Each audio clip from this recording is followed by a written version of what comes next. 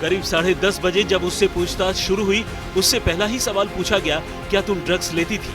रिया ने आनाकानी की और फिर साफ मना कर लिया। फिर उससे पूछा गया कि तुम ड्रग्स ट्रांसपोर्टेशन में शामिल थी, क्योंकि साक्ष्य यही कह रहे हैं। उसे विकल्प दिया गया कि ड्रग्स के सेवन की बात कबूले या ट्रांसपोर्टेशन का।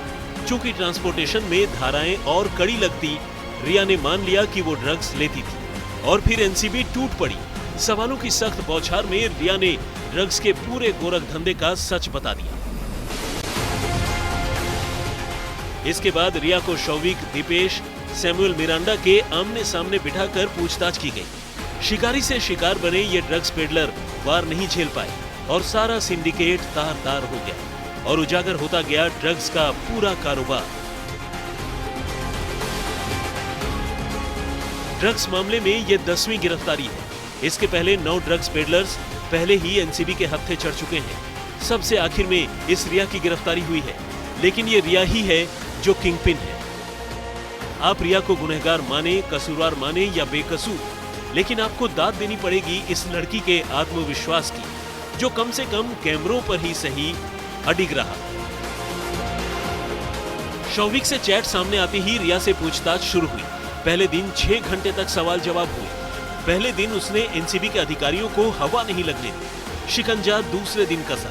8 घंटे की पूछताछ में रिया सवालों के जवाब देने में लड़खड़ाने लगी और आज जब आखिरकार उसने अपना गुनाह कबूल लिया तो एनसीबी ने उसे गिरफ्तार कर लिया। अब एनसीबी ये पता करेगी कि ये सिंडिकेट कितना बड़ा था, मोडस ऑपरेंडी क्या थी।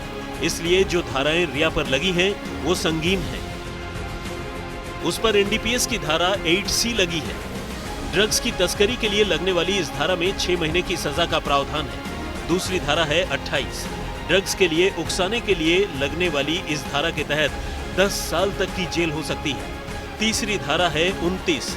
इसमें सजा का प्रावधान गुनाह की गहराइयों के हिसाब से है। धारा 28 रिया के खिलाफ बहुत बड़ा हथियार बन सकती है। इलेक्ट्रॉनिक एविडेंस और शौविक के साथ उसकी चैट बताती है कि वो सुशांत के लिए ड्रग्स मंगाती थी। उसने खुद भी कबूल किया है। आपको उत्सुकता होगी कि 3 दिन तक तहकीकात में उससे क्या-क्या पूछा गया है। तो सुशांत के घर पर पार्टियों में क्या ड्रग्स का इस्तेमाल होता था? उन पार्टियों में तुम्हारा क्या रोल होता था? क्या सुशांत ने रिजॉर्ट में भी ड्रग्स का सेवन किया था? क्या विदेश दौरे के वक्त भी सुशांत ने ड्रग्स का सेवन किया था? विदेश दौरे से आकर जब सुशांत तुम्हारे घर रुके तब भी क्या ड्रग्स दिया गया? ड्रग के लिए पेमेंट कौन करता था, तुम या शौविक?